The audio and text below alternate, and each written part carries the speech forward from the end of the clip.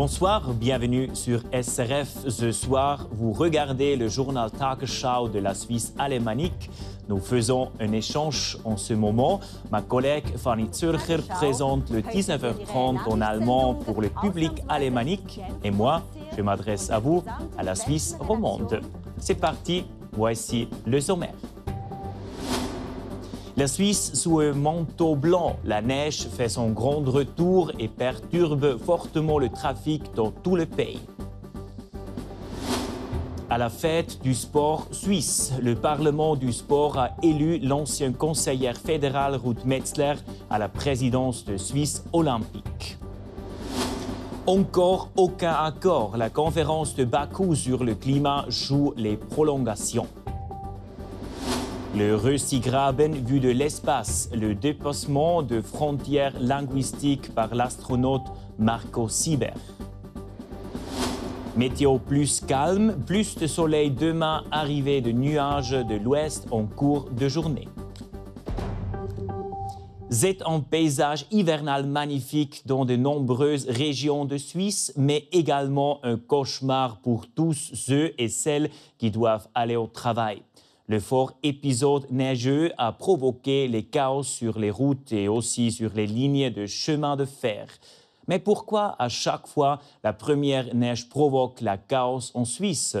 Christophe Leisibach. Berne recouverte d'un joli manteau neigeux ce matin. Mais un manteau, source de chaos. L'hiver est arrivé avec une couche de 40 cm par endroit en plaine. Rien d'extraordinaire, selon ce météorologue. Une telle chute de neige se produit une année sur 2 ou 3 et l'année dernière c'était aussi le cas. Fin novembre, début décembre, il y avait aussi une couche de 30 cm de neige en plaine. Donc la situation n'est pas si exceptionnelle. Mais la neige a tout de même surpris la Suisse. 125 accidents dans la nuit, rien que dans le canton de Saint-Gall. À Zurich, les transports publics ont été temporairement paralysés. Même tableau en ville de Berne, où presque tous les bus et les trams étaient à l'arrêt depuis minuit. Des perturbations qui affectent encore le réseau ce soir. Les chutes de neige d'hier étaient annoncées. Alors pourquoi ce chaos dans les villes? Réponse du directeur de l'Union des villes suisses. Finalement, les infrastructures ont plutôt bien fonctionné. L'eau, l'électricité, le téléphone. C'est sur les routes qu'il y a eu des problèmes avec les transports publics. Mais avec autant de neige en si peu de temps, c'est inévitable. De nombreuses perturbations également sur les réseaux ferroviaires. Les passagers ont dû s'armer de patience.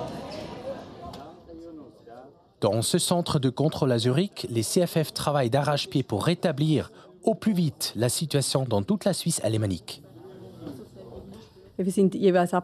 Nous sommes toujours prêts à affronter la neige à partir de mi-octobre avec une vigilance renforcée.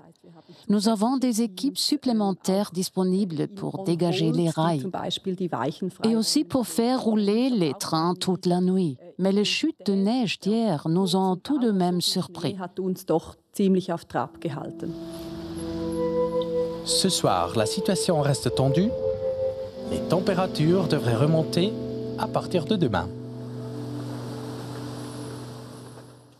Nous revenons sur le mandat d'arrêt de la Cour pénale internationale lancé hier contre le Premier ministre israélien Benjamin Netanyahou pour crimes de guerre et crimes contre l'humanité. À Berne, les élus prennent position. Qu'est-ce que cela signifie pour la Suisse? Comment doit-elle réagir? Myriam Spreiter et Sabine Gorchet. Benjamin Netanyahou est un habitué de la Suisse. Déjà en 1997, OVEF à Davos avec le président égyptien Hosni Moubarak et le leader palestinien Yasser Arafat. Ces 10 dernières années, Benjamin Netanyahou est venu 4 fois au OVEF, ici en 2018 avec Donald Trump. Et maintenant, s'il veut revenir, au palais fédéral, les avis divergent. Non, on est un pays neutre et on est un pays qui sert avec les bons offices.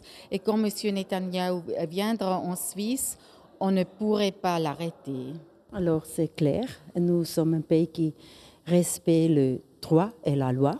Alors on doit arrêter Netanyahou quand il vient en Suisse. Non, absolument pas. Parce qu'il est le chef d'État, ministère, président, et ça ne va pas. Il a l'immunité politique et de cette manière, ce n'est pas nécessaire entre des amis. Selon l'Office fédéral de la justice, la Suisse devrait en principe arrêter Benjamin Netanyahu lorsqu'il entre sur notre territoire. Comme il bénéficie de l'immunité en tant que chef de gouvernement, la décision définitive reviendrait au Conseil fédéral. Situation délicate pour la Suisse, dit notre expert. D'un côté, la Suisse entretient de bonnes relations avec Israël. De l'autre côté, elle défend le droit international, elle défend les conventions de Genève, elle défend aussi le tribunal pénal international, c'est-à-dire elle devrait arrêter Benjamin Netanyahu s'il viendrait en Suisse. Il serait plus facile, évidemment, pour la Suisse s'il n'aura aucun plan de visiter le pays. Comme ça, elle ne serait pas obligée de prendre une décision définitive. Il est donc peu probable que Benjamin Netanyahu se rende à nouveau à Davos en janvier prochain pour le WEF. En cette période d'incertitude géopolitique, la Suisse devra se rapprocher encore plus de l'OTAN. C'est en tout cas le souhait de la ministre de la Défense, Viola Amherd. Les forces aériennes suisses et les pays de l'OTAN s'entraînent ensemble depuis longtemps. Un exercice des forces aériennes a lieu cette semaine. Andy Müller.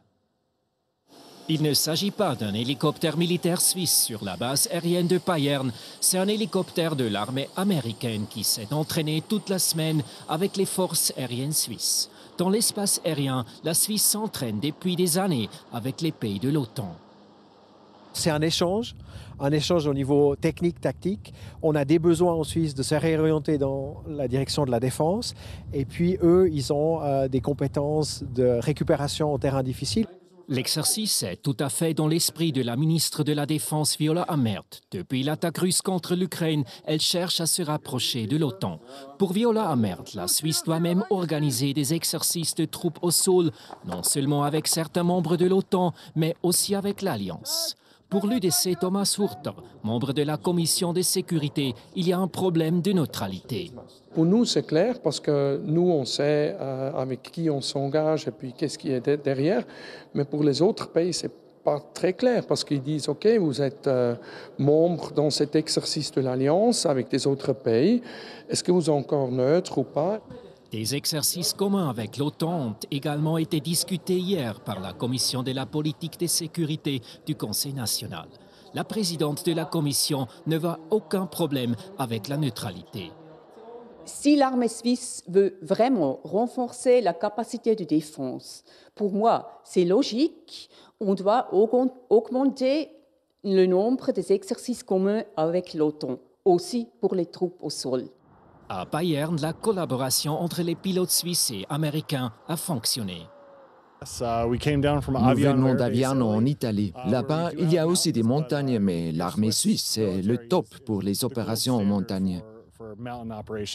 Mais malgré les débats politiques en cours, le Conseil fédéral veut intensifier la collaboration militaire avec les autres pays. La Suisse doit-elle s'entraîner davantage avec l'OTAN, y compris avec des troupes au sol? La question reste controversée. Le point de vue de notre correspondant au Palais fédéral, Andy Müller.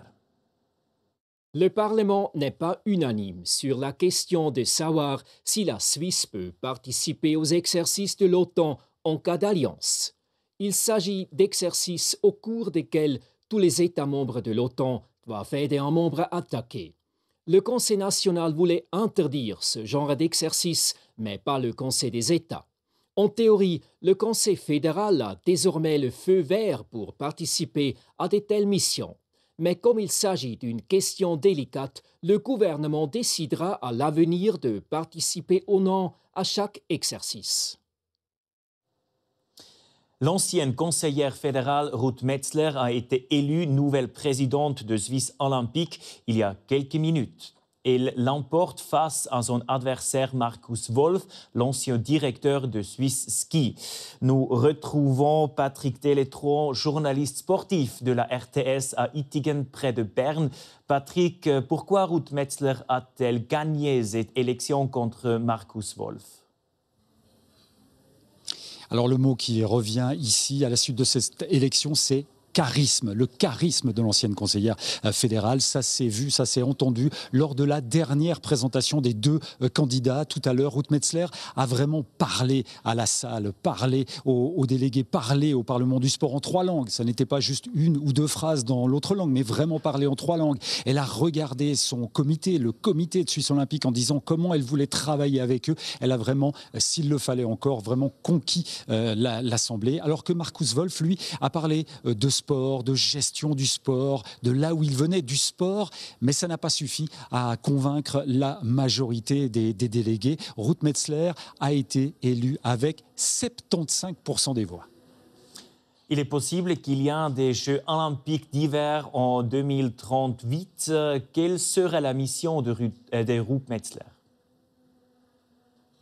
Alors Ruth Metzler devra ramener de l'argent pour 2038, c'est clair, mais avant déjà, les finances de Suisse Olympique ne sont pas très bonnes, donc il va falloir trouver de l'argent, vraiment voir comment gérer Suisse Olympique. Et puis pour 2038, elle devra convaincre les politiques, c'est vraiment son rôle, elle devra convaincre ces politiques de dire oui à ces Jeux, de dire oui à une garantie financière pour ces Jeux Olympiques. C'est vraiment son rôle. Patrick Télétron en direct d'Ittingen, merci beaucoup. Et on termine cette édition avec un sujet coloré. Produire toute une émission en français, c'est pas facile pour une rédaction suisse-allemande. Donc, nous avons eu l'aide de nos collègues romans de RTS. Un petit résumé de jour chez nous dans la newsroom à Zurich, Beram Allergewand.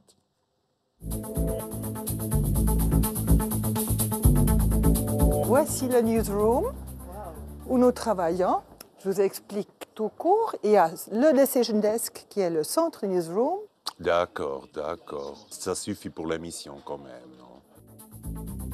Du coup, le français, tu l'as appris à Bruxelles ou tu parles? Oui, finalement à Bruxelles, alors à l'école.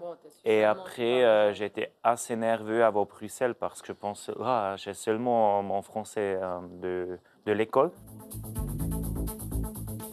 Rusty Grabe. Ce qui est impressionnant, il y a la taille, il y a le fait que ça soit hyper moderne, tout en béton, organisé différemment, et c'est vraiment hyper impressionnant pour nous, les romans. À partir de la vigilance. À partir de la mi-octobre, virgule, avec une vigilance renforcée. Parfait.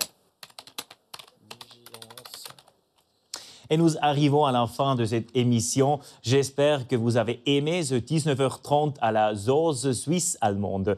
Tout de suite, la météo avec Evan Cani et puis l'émission Pas moi les jumelles vous emmène sur une île grecque restée très sauvage. Merci beaucoup de nous avoir suivis und ich wünsche Ihnen einen wunderschönen Abend.